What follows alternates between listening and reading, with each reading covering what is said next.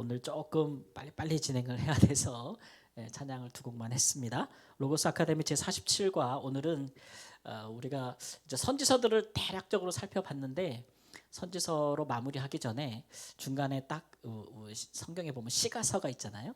역사서, 선지서. 그러니까 우리가 이제 모세오경도 했고 또 선지서도 그동안 해왔고 그 다음에 이제 마무리 역사서도 했고 그 다음에 시가서하고 이제 신약으로 넘어가야 되는데 그 전에 이제 성경에 그 시가서가 있잖아요. 시가서 그러면 시로 된 성경이 뭐가 있을까요? 뭐 시편, 잠언 뭐 이런 것들이 있잖아요, 그죠? 예. 그리고 시편, 잠언 앞에 또 뭐가 있죠? 생뚱맞게 욥기라는 성경이 있는데 우리 성경이 아주 중요한 주제를 다루고 있기 때문에 욥기를 한번 하고 그다음 시가서와 시편과 잠언은 이게 뭐 한 번에 하기엔 굉장히 어렵기 때문에 어떻게 할지 고민 중인데 어쨌든 욥기 먼저 하고 욥, 시편, 잠언인데 대략적으로 큰 부분으로 나누어서 좀 해야 될 필요성이 있겠다. 그래서 시편은 메시아 시편 중심으로 간단하게 하고 또 잠언도 어느 정도 하고 그렇지만 먼저 욥기를 하고 그리고 선지서 중에서도 이제 우리가 이스라엘 백성들이 포로로 잡혀가기 전에 대해서 계속했고 포로로 잡혀가서 다시 돌아오는 일들에 대해서도 이야기했는데 또 남은 자들 돌아온 자들에 대해서도 이야기를 했는데 그러면 그 땅의 남은 자들에게는 어떻게 살았을까에 대한 대표적인 예로 에스더를 한번 살펴보고 이제 신약으로 넘어가 보면 되겠도록 될 것 같습니다. 그래서 오늘은 이제 욥기를 한번 살펴볼 텐데요. 소주제를 살펴보면 제목이 이렇습니다. 하나님의 인생의 고난으로 인하여 하나님의 공의로우심의 회의를 품은 욥이다. 그러니까 살다가 너무 힘든 일이 닥쳐서 내가 이런 일을 당할 만한 무슨 일을 했는가? 하나님 나는 아무리 생각해도 그런 일들을 안 한 것 같은데 하나님이 어찌 나를 이렇게 고난에 빠뜨리게 하시는가에 대해서 생각함으로써 하나님이 과연 좀 제대로 하고 계신가? 하나님이 정말 공의롭게 나를 대우하고 계신가에 대한 근본적인 질문이 생기는 그런 부분에 대해서 오늘 다뤄보려고 합니다. 그 욥을 통해서 우리가 보게 되는 것이죠. 욥의 실제적인 인물이냐 아니냐에 따라 대한 것에 대해서는 좀 분분해요. 가상의 인물이다라고 하는 분도 있고 아니야 역사적인 인물이야라고 하는 분도 있는데 우리는 어디에 한 표 던질까요? 역사적인 인물이라는 것에 한 표를 던지겠죠. 그 배경을 한번 살펴보면 그렇습니다. 일단 욥기서를 보면은 욥은 어떤 한 가문과 한 족속의 이제 그 족장으로 등장을 하게 되고 또 보면은 최소한 한 200살까지 산 것 같아요. 자녀를 이미 다 낳고 굉장히 장성할 때까지 살다가 그 자녀들이 죽고 나중에 시험을 당한 후에 또 이제 자녀들을 낳고 또 키우고 또 자기는 또 굉장히 이제 나이가 많은 100몇십 20몇 세까지 살다 그 이후에도 살다 죽었으니까 우리가 생각해로 좋게 200세는 살 것 같다 생각을 하거든요. 그러면 우리가 이제 생각해 볼 때 성경에 보면은 이 사람의 나이가 수명이 노아 홍수 이후로 급격하게 이렇게 감소하잖아요. 그러면서 아브라함이 어느 몇 세 정도까지 살죠? 약 175세 그 정도까지 살잖아요. 그러니까 그 정도보다 고언주리에 살았던 사람이거나 그 전이든지 아브라함 전이든지 동시대 인물로 우리가 추정을 한다. 라는 식의 이제 논리가 성립하게 되는 것이고 그리고 이 사람이 역사적 인물이라는 것에 대해서는 에스겔서에서 이제 이 사람을 인용을 합니다. 14장 14절에 보면 이런 말씀이 있어요. 비록 노아, 다니엘, 욥 이 세 사람이 거기에 있을지라도 그들은 자기의 공의로 자기 생명만 건지리라. 나 주 여호와의 말이니라. 하나님께서 에스겔 선지자에게 이스라엘의 멸망에 대해서 말씀하시면서 이 세 인물을 얘기하거든요. 비록 노아, 다니엘, 욥 같은 의인들이 이스라엘에 있을지라도 그 사람들이 자기 생명만 구원하지 내가 이미 심판하기로 했기 때문에 다른 생명까지 구원하지 못할 것이다. 그러면 욥만 가상인물일 수가 없잖아요. 하나님 말씀에. 그러니까 실제 인물이다 이렇게 얘기하고 그다음에 우리 신약 성경에 보면 야고보 사도도 욥에 대해서 얘기하면서 너희가 욥의 뭐를 알거니와 인내를 알거니와 이러면서 욥을 언급하는 걸로 봐서 우리가 역사적 인물이다 이렇게 생각을 하게 되는 것이죠. 그 대표적으로 욥 그러면 우리가 생각할 때 딱 떠오르는 단어가 뭐가 있으시죠? 욥 고난, 고난, 뭐 인내 뭐 이런 것들이 우리 가운데 떠오르고, 그다음에 이제 대부분의 이제 사업하시는 크리스찬들 가게나 이제 걸려 있는 집에나 걸려 있는 구절들이 몇 개가 있습니다. 뭐 그 중에 하나가 내 시작은 미약하였으나 나중은 창대하리라라는 말씀이든지, 아니면 이제 뭐 너 내가 가는 길 오직 그가 아시나니 그가 나를 단련하시되 내가 정금같이 나오리라라는 이런 이제 주옥 같은 이제 말씀들이 이렇게 나오죠. 근데 우리가 그 말씀이 어느 상황에서 나온지를 알면 그렇게 걸어놓지 못할 텐데 하여튼간 잘 걸어놓고 있어요. 어쨌든 뭐 그런 구절들도 나오는 것이죠. 그래서 우리가 오늘 욥의 40장 42장까지인데 좀 흐름을 이렇게 좀 살펴볼 거예요. 그래서 욥이 사실 잘 안 읽으실 거예요, 욥기를. 그래서 오늘 이렇게 가보시면 이런 내용으로 됐구나 확실하게 알 수 있도록 제가 도와드리겠습니다. 욥의 개요를 한번 볼까요? 욥은 42장까지는 1장과 2장은 욥이 시험을 당하는 일에 대한 서술입니다. 왜 욥이 시험에 빠지게 되는지, 고난을 받게 되는지. 그리고 나서는 3장부터 31절까지는 31장까지는 욥에게 뭐 나이는 서로 다를 수 있지만 그동안 욥과 교류하던 하나님을 경외하는 친한 친구들이 와요. 4명이 오는데 그 중에 3명이 처음에 욥과 함께 이제 논쟁을 하기 시작해요. 처음에 와서는 같이 막 울고 막 탄식하고 욥의 모습을 보고 그러다가 이제 나중에 이제 이런 일이 왜 발생했느냐 너한테, 이런 일들에 대해서 얘기할 때, 물론 너 이제 이런 일이 왜 발생했느냐라고 따지고 들 때는 빨리 거기서 빠져나와야 되겠다, 뭐 이런 이제 원인을 분석해서 빨리 회복해야 되겠다라는 것이 주요한 내용이 되겠죠. 그래서 이제 그 세 친구들의 뭐 많은 말들을 우리가 살펴볼 텐데 주제는 하나죠. 너 빨리 죄진 걸 회개해야 여기서 이 장에서 벗어난다라는 것이고, 욥의 변론은 이제 그렇습니다. 나 죄진 거 없는데, 나 하나님 앞에 물어봐야 돼 이거. 그러니까 새 친구가 그 말 들으니까 이런 교만한 놈을 봤나 이러면서 계속 공격하는 거고, 욥은 니네가 내 친구라고 해서 나를 와서 들이치느냐 막 이러면서 막 하는 건데, 새 친구가 이겨요 못 이겨요? 못 이긴단 말이에요. 그게 결론이 31장까지 가는 거예요. 그리고 32장에서 37절에는 왔던 네 사람 중에 가장 나이가 어린 연소한 엘리후라는 사람이 옆에서 계속 그 얘기를 듣다가 화가 난 거예요. 뭐가 화가 났냐 하면은, 첫 번째는 이 세 친구가 욥을 이기지 못하는 것을, 욥이 나는 하나님보다 의롭다고 말하는 것 때문에 화가 났고, 나는 의로운데 하나님은 왜 불의하게 나한테 고난을 주는가, 이 말에 화가 났고, 세 친구는 욥을 이기지 못하면서도 욥의 말에 감히 대꾸도 못하니까 그거 듣고도 화가 났어요. 그래서 이 엘리후라는 사람이 가장 젊음에도 불구하고 이 세 친구와 욥을 다 책망을 합니다. 그러면서 욥에게도 책망을 하거든요. 욥을 책망하면서 네가 어찌 너를 하나님보다 의롭다고 하느냐, 너의 의가 아무리 큰다 하들 하나님의 의에 비길소냐, 막 이러면서 하나님을 위한 변명을 하죠.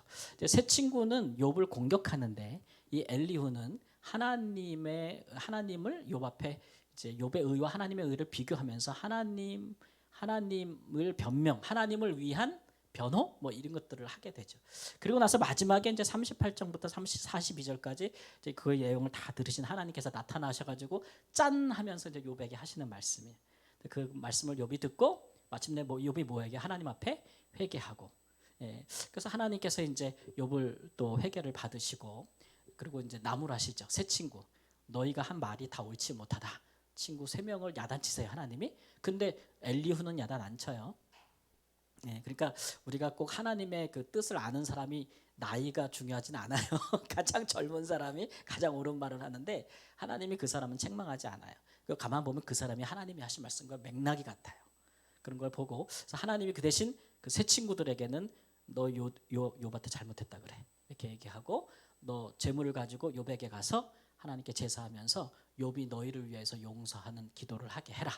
그렇게 해서 욥이 이제 그 친구들을 용서하고 회개하게 될 때에 하나님께서 그 죄들을 용서해 주시고, 그리고 그 친구들을 용서한 욥을 위하여 하나님이 또 축복하시고, 이런 것으로 이제 결론이 맺어지는 장면들이 나옵니다.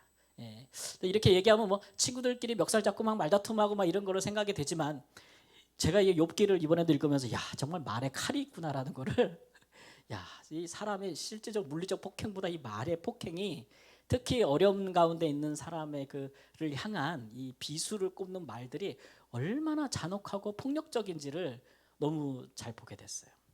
이게 실제로 보면은 우리 성경에는 굉장히 완화적인, 그러니까 뭐랄까 좀 이렇게 표현이 좀 완곡하게 번역이 되어졌지만, 실제로 이제 우리 번역보다는 이제 카톨릭 성경 있잖아요. 공동 번역을 보면은 굉장히 신랄하게 나옵니다. 선지서뿐만 아니라 욥기 같은 거 공동 번역을 보면 우리보다 더 직설적으로 번역을 해놓은 부분들이 있어서 정말 말들이 굉장히 강하거든요. 예, 욥기도 말할 것도 없죠.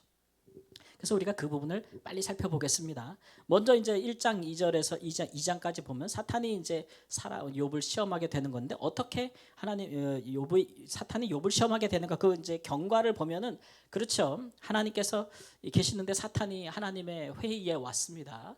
하나님의 회의에 왔는데 사탄이 이제 하나님께서 말씀하시기를 네가 내 종 욥을 위하여 보였느냐 그와 같이 온전하고 정직하여 악에서 떠난 이가 세상에 없느니라 말씀하셨어요. 그때 사탄이 여호와께 대답하되 욥이 어찌 뭐라고요? 까닭 없이 하나님을 경외하리이까. 만일 그의 소유물과 생명을 친다면 그는 하나님을 대하여 욕하고 하나님을 원망할 것이며 하나님을 불신앙할 것이다. 이제 이렇게 이제 얘기하는 것으로부터 하나님께서 그래? 그러면 네가 한번 욥을 시험하는 것을 내가 허락한다. 이래가지고 시험에 들어가는 거죠. 근데 이제 이 당시 구약의 개념에서 자녀들이 죽는 부분이 나오는데 왜냐하면은 이 당시에는 자녀가 소유의 개념으로 들어가기 때문에 소유물을 친다고 할 때 자녀까지 다 치는 걸로 나와요. 구약에 있는 백성들, 이스라엘 백성들의 사고는 오늘날 우리는 자녀가 소유라고 생각하진 않죠. 그렇죠? 근데 요즘도 그런 사람이 있어요. 며칠 전에 저희 집사람 뉴스 보다가 아무리 힘들어도 그렇지 어떻게 자식을 죽이냐 막 이런 얘기를 하는 거 봤거든요. 내가 경제적으로 너무 힘드니까 내가 죽고 싶은데 누구도 죽여요? 네, 요즘도 그렇잖아요. 자식들 중학생 자식도 죽이고 죽고 뭐 고등학교 자식도 죽이고 죽고 막 이렇게 어린애들 죽이고 죽고 막 이런 부모님들이 있잖아요. 근데 이제 구약에는 이렇게 자녀를 하나의 소유물, 부모의 소유물처럼 여기는 개념이 강했기 때문에 그런 식의 세계관을 갖고 있었다고 보시면 돼요. 그래서 이런 걸 보면서 이제 우리는 궁금해지는 거죠. 하나님께서 어찌 사탄하고 함께 이렇게 짝짝꿍 하시는가? 그걸 우리가 어떻게 이해할 수 있는가? 이제 그런 부분이 있고 또 하나님이 욥을 시험하도록 허락하시네. 그러니까 이게 보면은 결국 사단이 욥을 치는 건데 결국은 하나님도 동조하신 것이 아닌가. 그러면 하나님을 경외하는 사람을 이처럼 하나님께서 치시는 것은 이게 하나님이 정말 욥을 사랑한다고 말할 수 있는가. 이제 이런 식의 사고들을 계속 하게 되는 거잖아요. 그렇죠? 그래서 우리가 흔히 말하는 이제 신정론 개념이 들어오는 거예요. 신정론 이게 무슨 얘기냐면 하나님은 선하신데 왜 사람으로 악과 고난에 동참하게 하는가. 그러니까 하나님이 사람을 죄짓게 만드는가. 약간 이제 그런 부분에 대한 개론이 들어오는 거죠. 예를 들면은 선악을 알게 하는 나무를 하나님이 만드셨단 말이에요. 그러면 이제 우리는 하나님은 선하시니까 선악을 알게 하는 나무를 만드실 때, 자 이것을 아담을 망하게 하려고 만들었냐, 아담으로 하여금 안 망하게 하려고 만들었냐, 이제 어떻게 보느냐의 차이잖아요. 그렇죠? 여러분 어떻게 보세요? 제 고등학교 영어 때 국어 선생님이 수업 시간에 이 얘기를 해가지고 저랑 엄청나게 싸운 적이 있거든요. 그래서 제가 교탁 맨 앞에 앉았어요. 이렇게 바로 요 앞에. 그때 애들이 한 60명 되니까 제가 왜 맨 첫 줄에 맨 가운데 앉았겠어요. 키가 제일 작으니까. 막 뭐라니까 선생님 막 제 머리를 탁 때려가지고 그때 이후로 좀 그랬는데 이게 신정론이라는 거거든요. 뭐 왜 아담을 범죄하게 하려고 그런 의도로 나쁜 의도로 만들었냐 이렇게 보는 거죠. 또 오늘 말씀에도 보면은 하나님의 의도를 우리가 이게 조금 이게 내용이 좀 그런데 찜찜하단 말이에요. 어떻게 설명해야 될 것인가라는 의문이 드는 거죠. 근데 이제 항상 우리가 성경을 우리가 대할 때 우리가 허물어뜨리지 말아야 될 부분들이 있다고 늘 말씀드리잖아요. 그러니까 하나님의 공의와 선하심, 하나님의 하나님으로서의 성품을 우리가 허물면서는 정답을 찾을 수가 없어요. 우리가 다 양보해, 막 논쟁하면서 양보하고 막 다 양보하고 이해해주고 막 하. 근데 거기까지 허물면 안 되는 거예요. 그러니까 우리의 질문은 야 하나님이 그냥 완전히 사탄하고 짜고 치는 고스톱을 쳤구만 이렇게 하면 안 되는 거고 하나님은 안 그러신데 선하고 의로우신데 왜 허락하실까? 이런 질문을 하면서 정답을 찾는 것이죠. 그게 중요한 거예요. 자, 이제 질문하는 거죠. 이제 이런 내용이죠. 우리가 이제 간혹 착각하는 게 있는데 이 세상이 누구의 나라냐는 거예요. 지금 우리가 살고 있는 이 세상은 누구 나라죠? 이 세상의 주관자는 누구예요? 막 사탄이란 말도 나오고 어둠의 주관자도 나오고 하나님이란 말도 나오고 막 그러잖아요, 그죠? 우리가 하나님이라고 대답할 때는 이 세상을 누가 창조했어요? 하나님이 어떻게? 선하게 창조했잖아요. 그러면 이 세상은 다 하나님 나라죠. 뭐. 그냥 보는 것마다 주 하나님 지으신 모든 세계, 어딜 보나 하나님의 영광과 능력을 알 수 있고, 그렇죠? 다 그런 거예요. 누구나 사람이 태어날 때부터 그냥 하나님을 아버지라 부르는 역사들이 있는 거죠. 특별히 뭐 거듭남이란 게 필요 없는. 근데 그렇게 하기에는 우리가 지금 사는 세상은 믿음을 갖기가 어렵지 믿음을 안 갖기가 더 쉽단 말이에요. 그렇죠? 이 얘기는 뭐예요? 우리가 타락이라는 것들을 고려하지 않고 산다는 거예요. 타락. 우리가 이제 다음 주 말고 그 다음 주에 이제 생명의 삶 두 번째 때 제가 안경 렌즈 3개 낀데 그중에 두 번째 렌즈가 타락이라는 그거 얘기할 거거든요. 타락을 어떻게 이해하는 거예요? 우리가 생각보다 우리의 삶에 인간이 죄로 말미암아 타락했다는 것들을 어디까지 짚어야 될지를 되게 소홀히 하고 살아가는 부분들이 있어요. 타락이라는 것은 인간이 전적으로 사단과 손잡고 하나님을 반역했다는 것이고, 하나님이 인간에게 주신 것을 인간이 누구에게 넘겨준 거예요? 사단에게 넘겨줬다는 거예요. 그 뒤로는 하나님의 역사는 기적과 이적으로 들어오는 거죠. 그러니까 여기가 하나님 나라인데, 우리가 지금 사는 세상이 하나님 나라인데 사탄이 침범하는 게 아니에요. 개념이 어떻게 돼요? 반대예요. 타락한 세상에서는 사단이 이 세상을 주관해요. 그런데 하나님 나라가 치고 들어오는 거예요. 그게 구원인 거예요. 구원자가 이 땅에 오시는 거죠. 하나님의 나라가 오는 개념으로 우리가 살고 있단 말이에요. 그걸 잘 이해하셔야 돼요. 근데 우리가 갖고 가다 보면 거꾸로 된 개념을 갖고 살아요. 그러니까 우리가 하나님을 믿는 건 당연하지가 되는 게 아니죠. 하나님을 믿는 거는 이거는 놀라운 기적인 거죠. 하나님이 들어온 결과인 거예요. 사탄의 나라를 깨부시고 들어왔기 때문에 믿음이라는 게 사람 안에 들어온 거거든요. 이런 개념인 거예요. 완전히 반대되는 개념을 사는 거죠. 그러니까 뭐 우리가 이제 이 세상에 살면서 사탄으로 말미암아 시험을 당하는 건, 사단이 막 우리를 소유물을 치고 우리 생명을 치고 막 우리를 막 괴롭히고 우리를 시험을 당하게 하는 거는 당연한 거예요? 안 당연한 거예요? 당연한 거예요. 근데 사탄이 우리를 못 흔들어. 그거는 뭐예요? 특별한 하나님의 보호하심이 있는 거예요. 거꾸로 생각하면 안 돼요. 거꾸로 생각하기 쉽단 말이죠. 그래서 우리가 막 어려움을 당하고 내가 막 죄짓고 이러면은 큰 일이 뭐 상상하지도 못한 일이 생긴 게 아니고 당연한 거예요. 교회가 막 문제가 생겼어. 막 잘못됐어. 목사님도 다 잘못됐고 막 문제가 생겼어. 그럼 이게 당연한 거예요? 이상한 거예요? 당연한 거예요. 근데 교회가 문제가 없고 평안하고 은혜가 있어. 특별한 거예요. 우리 그렇게 생각하고 살아가야 되는데, 이게 질서를 우리가 다르게 생각하고 사는 이유는 타락에 대한 이해가 부족하기 때문에 그러는 거예요. 그러니까 믿는 분들이 어떻게 안 믿을 수가 있지? 나는 그냥 믿어지던데? 이런 거 있잖아요. 이런 말이 사실은 반대가 돼야 되는 거죠. 반대. 그렇게 말한다는 건 뭐냐면 믿음이 내게 온 것에 대한 그 감격이나 하나님의 그 전능하신 그 하나님의 역사로 말미암아 내가 하나님을 아버지라고 불렀다는 것에 대한 이해가 없는 거예요. 그런 당연한 거죠.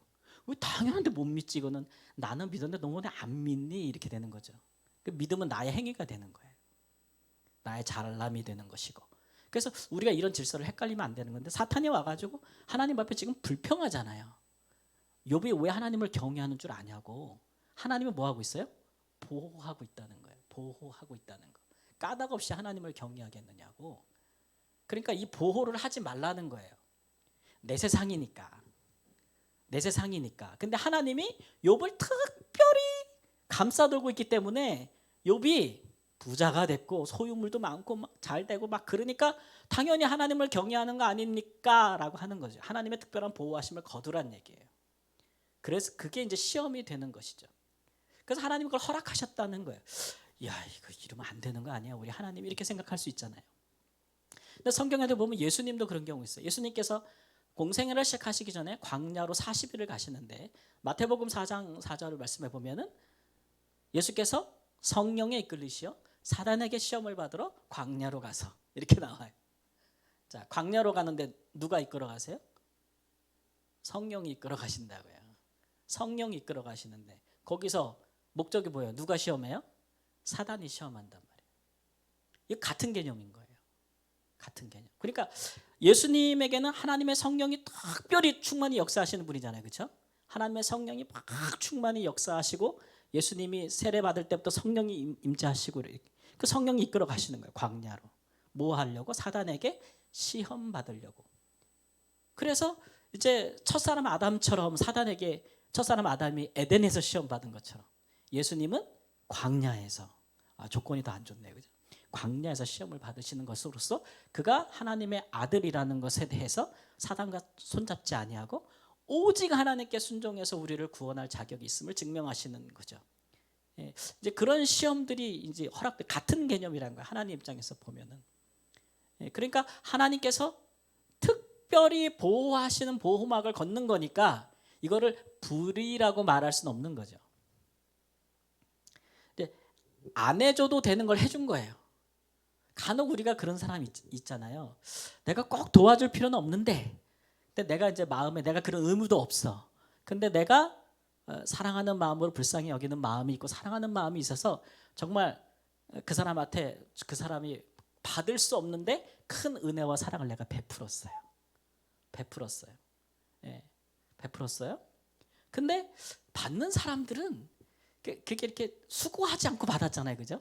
자격이 없는데 받았어. 일하지 않는데 얻었어. 근데 가끔 그런 사람들이 이런 마음 품을 때 있죠.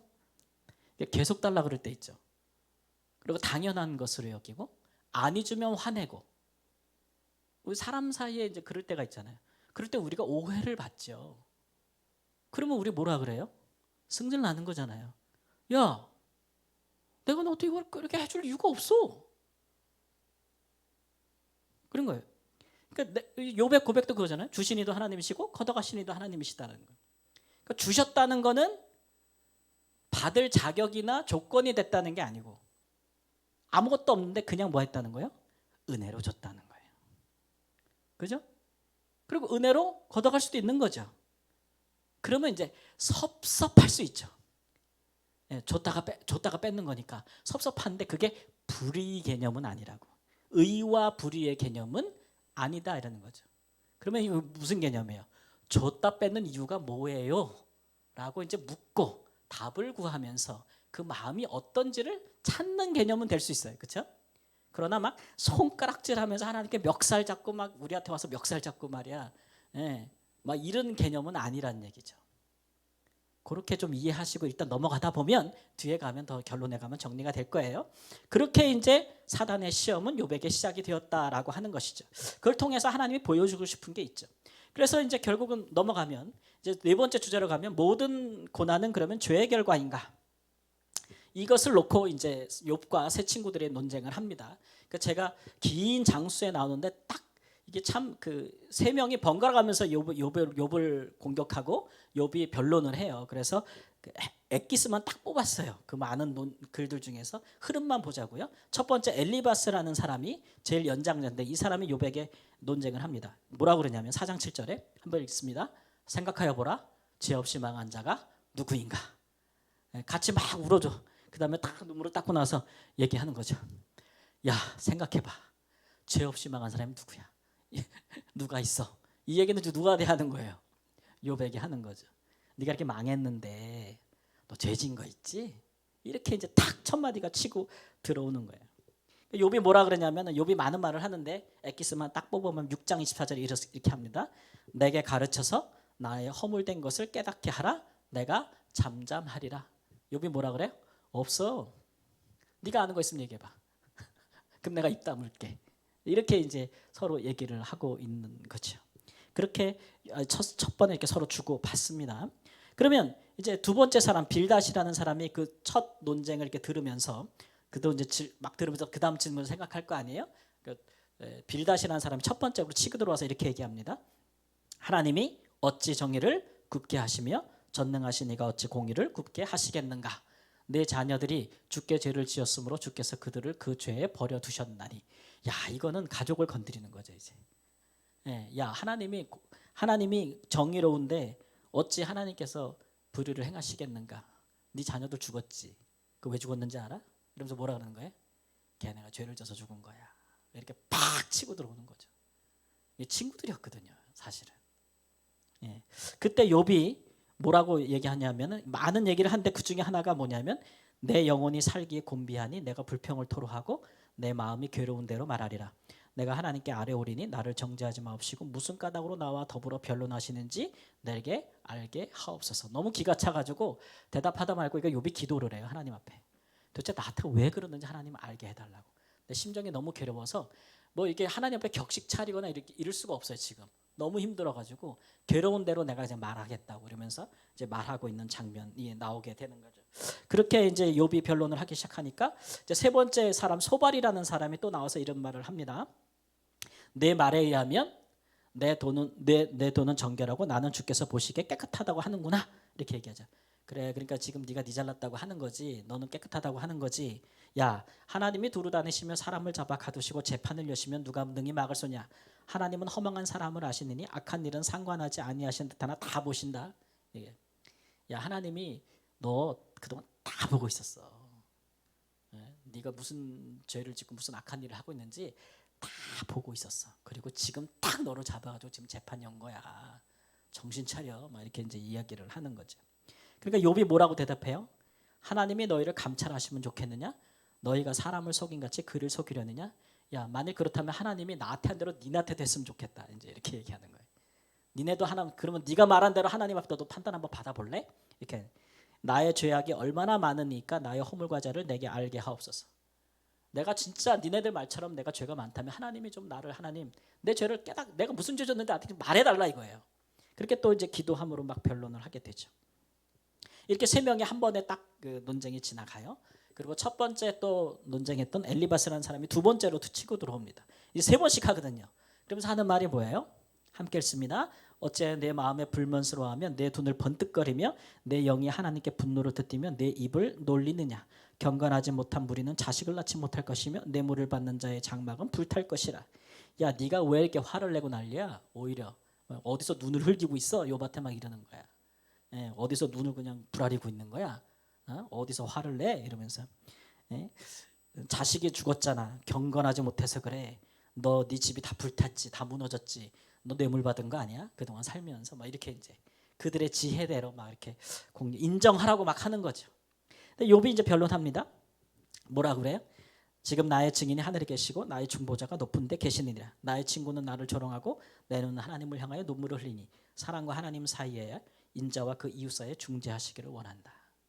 그러니까 너와 나 사이에 누가 판단하라는 거예요?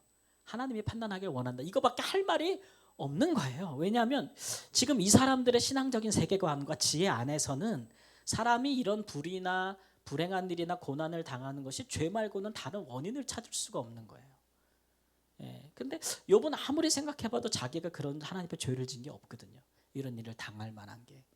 그런데 이거를 다른 어떤 돌파구를 마련하지 못하는 거죠. 욥도 다른 하나님의 뜻이 있을 거라는 생각을 못 하고 있는 거예요. 그러니까 내 죄가 뭐냐라고 자꾸 하나님께 헬문하는 게 그건 거고 어떻게 설득할 수가 없으니까 눈물을 흘린다고 하나님만 바라보면서 눈물을 흘린다고 얘기하고 있는 건데 이 말들에서 정말 절절한 고통이 느껴지는 것이고 이 친구들의 말들은 정말 칼같이 막 이미 욥은 피부가 다 찢겨져 나갔는데 막 그 영혼에 그냥 막 칼을 쑤셔댄다는 느낌이 들어요. 그리고 빌닷이 또 두 번째로 와서 이렇게 얘기하죠. 어째 우리를 짐승으로 여기며 부정하게 보느냐. 울분을 터뜨리며 자기 자신을 찢는 사람아. 참으로 불의한 자의 집이 이러하고 하나님을 알지 못하는 자의 처소도 이러하니라. 네 지금 집고를 보니까 너 지금 굉장히 불의하고 하나님도 모르는 놈이야.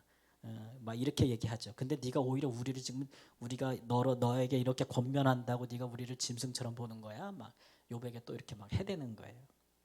그러니까 욥이 나중에 뭐라 해요? 나의 친구야, 너희는 나를 불쌍히 여기다오. 나를 불쌍히 여겨다오. 너희가 어찌하여 하나님처럼 나를 박해하느냐? 내 살로도 부족하냐? 내가 알기에는 나의 대속자가 살아계시니 마침내 그가 땅 위에 서실 것이라. 내 가족이 벗김을 당한 후에 내가 육체 밖에서 하나님을 보리라. 예. 그래서 아까도 이제 중보자, 좀 대속자로 이야기하는데 지금 욥은 자기를 괴롭히는 분이 이제 하나님이거든요. 근데 거기에 친구들이 그걸 더해주고 있는 거잖아요. 그러니까 하나님과 자기 사이에 누가 필요하다는 거예요? 나를 좀 나의 이 억울함을 토로하고 해결해 줄 누가 필요해요? 중보자. 대속자가 필요하다고 얘기하는 건데 그 친구들은 지금 그 역할을 해요, 못해요? 전혀 못하고 있는 거죠. 예, 예. 그래서 오죽하면 나를 좀 불쌍히 여기라고 얘기하고 있을까? 이제 이런 심정도 이렇게 와닿는 부분이 있고, 소발의 두 번째 논쟁을 보면은 악인이 이긴다는 자랑도 잠시여 경건하지 못한 자의 즐거움도 잠깐이니라. 그 존귀함이 하늘에 닿고 그 머리가 구름에 미칠지라도 자기의 똥처럼 영원히 망할 것이라. 그를 본 자가 이르기를 그가 어디 있느냐 하리라. 이 얘기는 욥에게 하는 말이죠. 너 지금 똥처럼 망했다 이런 얘기야.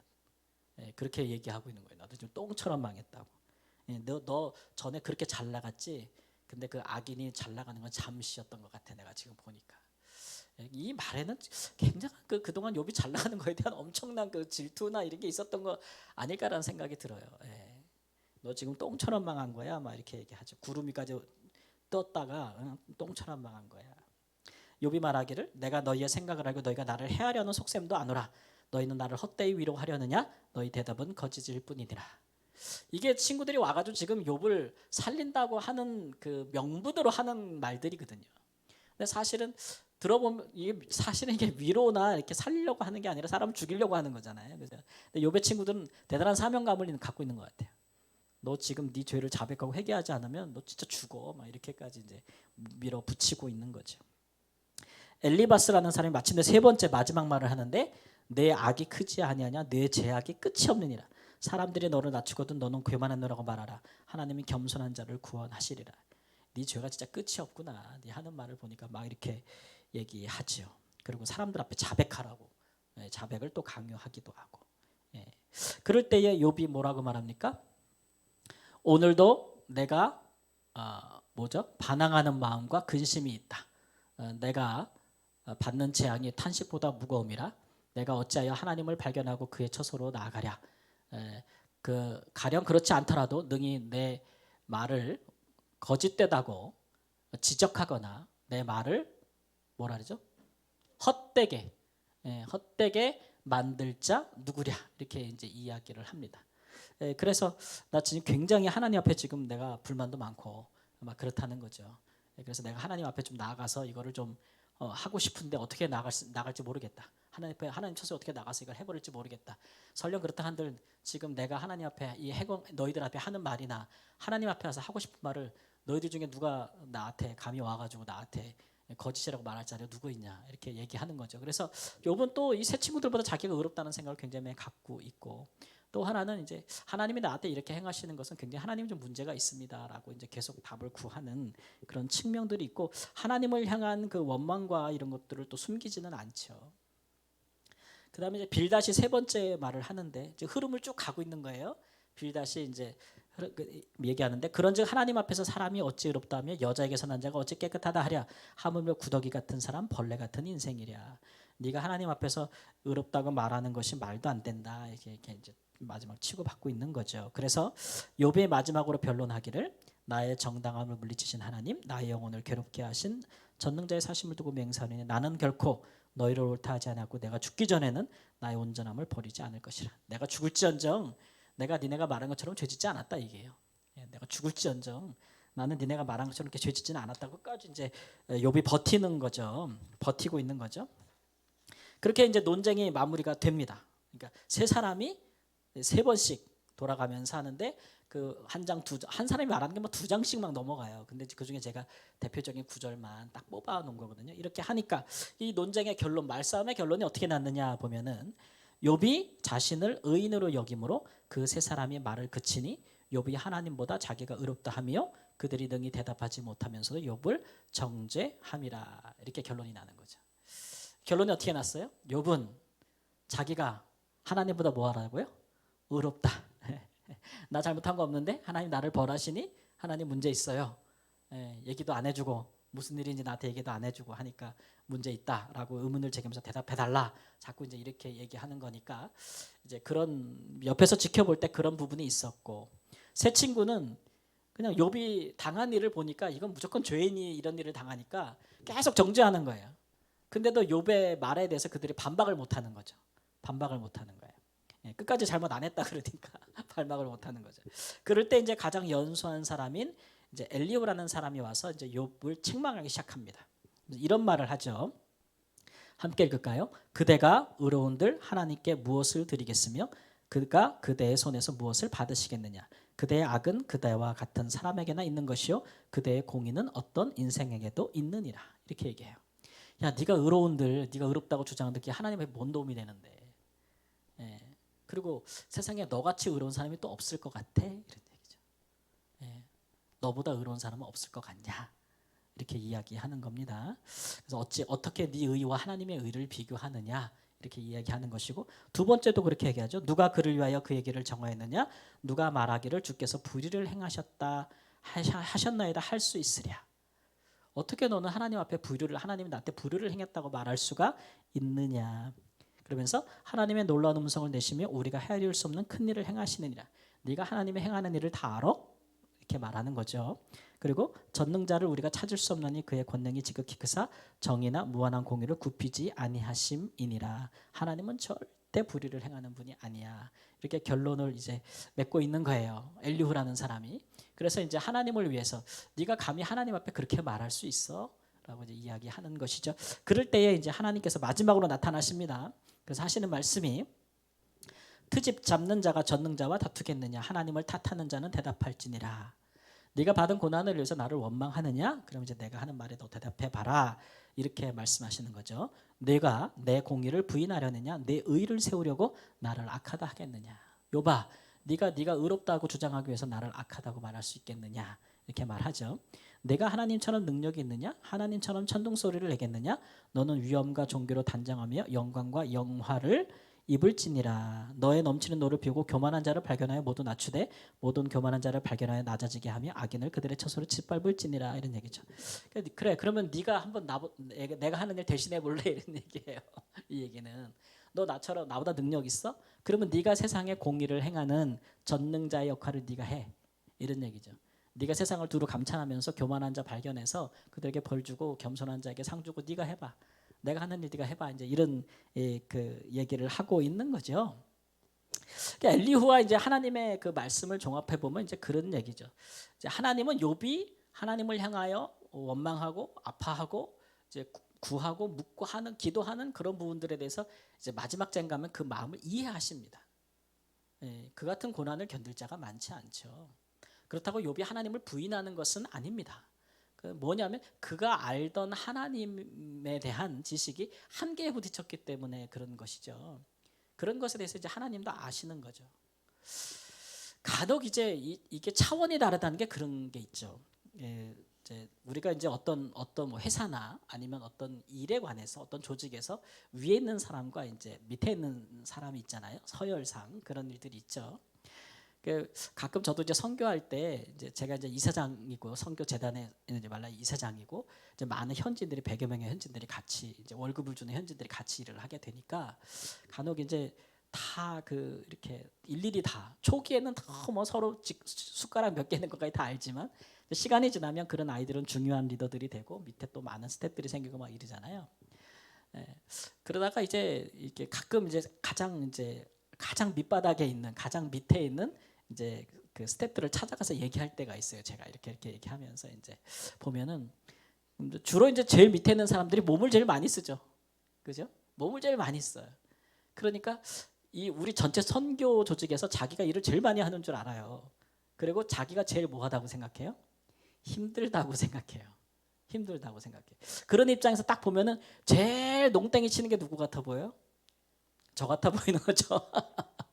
저 선교사는 맨날 아침에 출근해가지고 모여서 이렇게 회의 한 번 하고 또 딴 데로 가.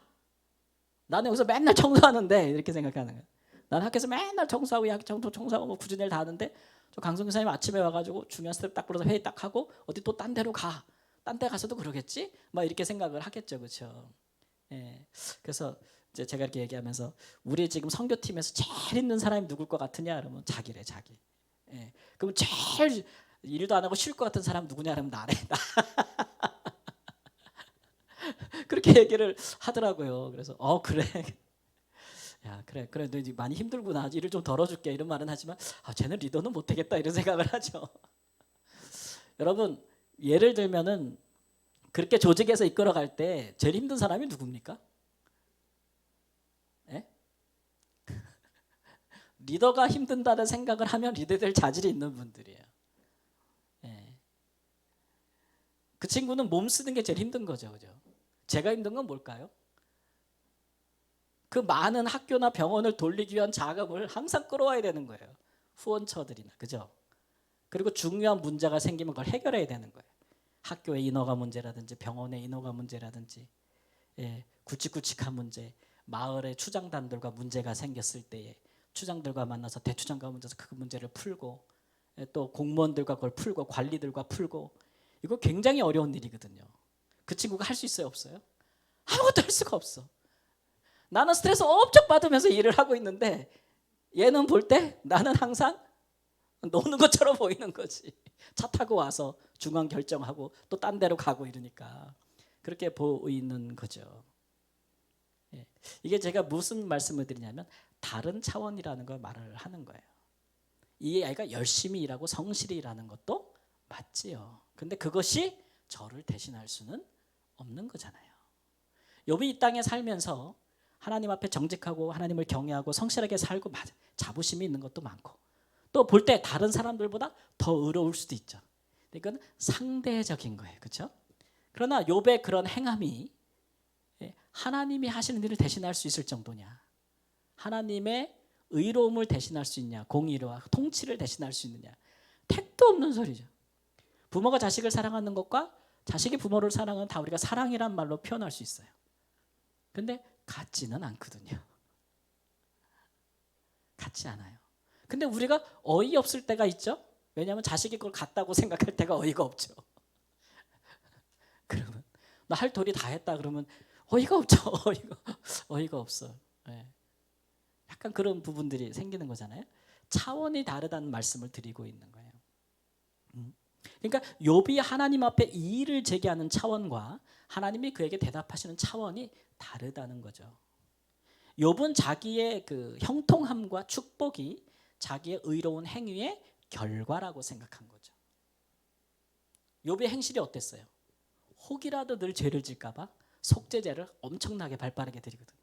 자식들이 잔치를 벌였다, 파티를 벌였대. 다 보다가 회개해. 혹시라도 범죄했을까 봐. 막 그렇게 예민하게 했기 때문에 죄가 없을 거라고 생각하고 있는 거죠. 그죠? 또 그런 일에 대해서 자기는 또 자부심도 있고. 그래서 그런 결과로 이제 하나님이 내게 복을 주셨다라고 생각하고 있는 거예요. 욥의 차원에서. 하나님 차원에서 보면 욥이 누리고 있는 축복과 이 결과는 그의 행위의 결과가 아닙니다. 이 사탄의 나라에서 하나님이 개입하여, 그죠? 예, 그를 보호하고 하나님이 그를 형통케 하시기 위해서 아주 많은 수고를 하고 계신 결과예요. 이제 우리가 이런 일들을 되게 이제 좀 이렇게 하나님은 다 뭐든지 그냥 척척척 막 이렇게 그 요술을 부려서 모든 일을 하는 것처럼 생각하는데 그렇지 않아요. 성경은 하나님이 우리와 함께 하신다는 표현도 그렇고 하나님은 우리를 형통하게 하신다고 할 때 우리가 늘 얘기하지만 우리가 누군가와 항상 함께 한다는 것이 얼마나 어렵다는 것을 알잖아요. 항상 함께 함으로써 그 사람을 나로 인하여 항상 복을 받게 한다는 게 여러분 이게 쉬운 일이에요? 아니에요. 얼마 못 가면 금방 본전 생각나거든요. 예, 내가 이렇게까지 했는데 이것이 그리고 또 해줘도 알면 다행인데 많이 해준 사람이 더 몰라. 가까울수록 더 몰라. 은혜를 무슨 뭐 진짜 뭐로 여기고 모를 때 속이 어떻게 돼요? 뒤집어지죠. 그래서 우리는 마음을 접죠. 잘해줄 필요 없어. 이렇게 되는 게 우리 사람 마음이란 말이에요. 하나님도 그래요. 하나님도 우리와 같은 성품이 있잖아요. 하나님의 성품, 우리는 인격이라고 하지만 하나님도 하나님의 성품이 있다.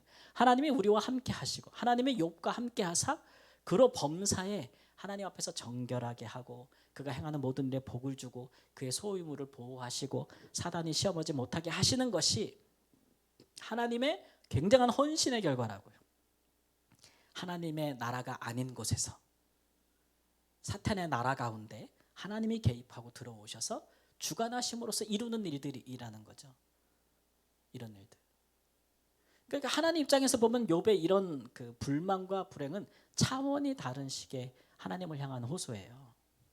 그러니까 이제 막판에 하나님께서 나타나시는 것이 뭐냐면은 어르고 달래는 모습으로 나온 게 아니라 굉장히 욥이 막 함부로는 막 욥이 함부로 할 수 없는 그런 굉장히 창조주의 모습으로 오셔가지고 하시는 말씀이, 야, 내가 세상을 열 때 네가 있었어? 내가 세상을 창조할 때 내가 어떻게 창조했는지 너 알아? 구름이 어떻게 만들어진지 알아? 너 악어가 어떻게 창조된지 알아? 막 이런 식으로 막 하나님께서 무식하게 막 와서 대답을 해요, 막 욥한테. 그래서 어떻게 보면 아유 하나님 치사하다 씨 막 이렇게 생각할 수도 있는데, 이 얘는 뭐냐면 차원이 다르다는 이야기를 하고 있는 거죠. 차원이 다르다 얘기를 하고 있는 거고.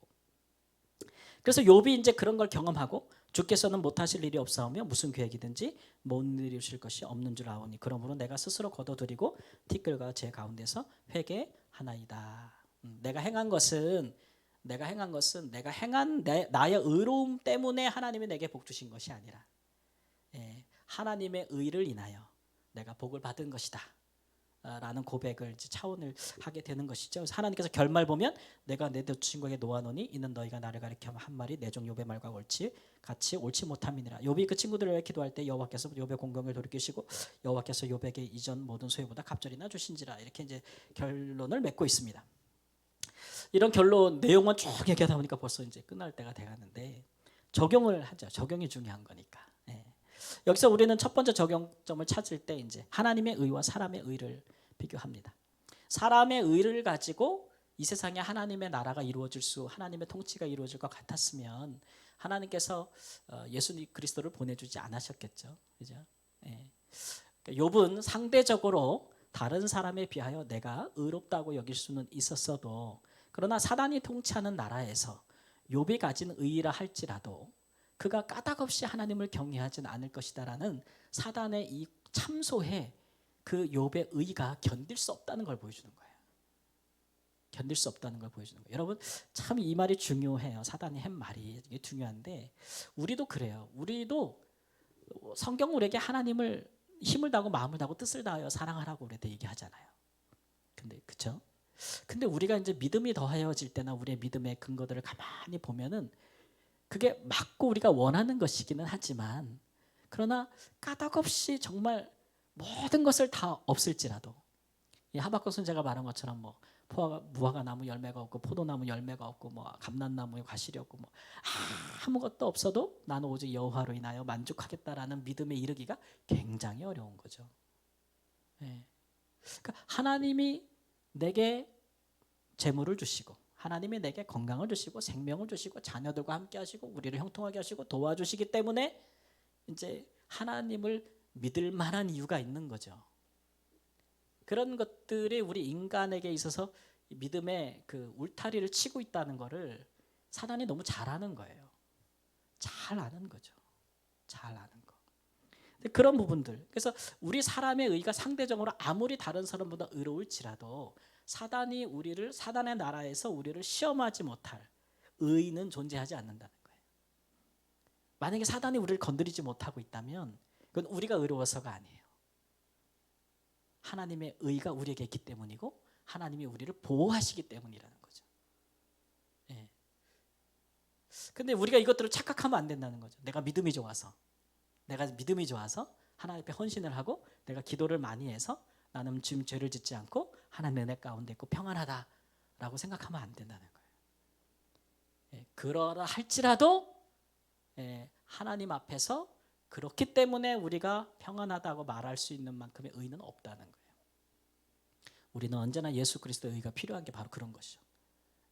그래서 그런 하나님의 의에 대한 인식, 바로 그 절대적인 하나님의 의에 대한 온전한 이해가 좀 필요하다라고 하는 것이죠.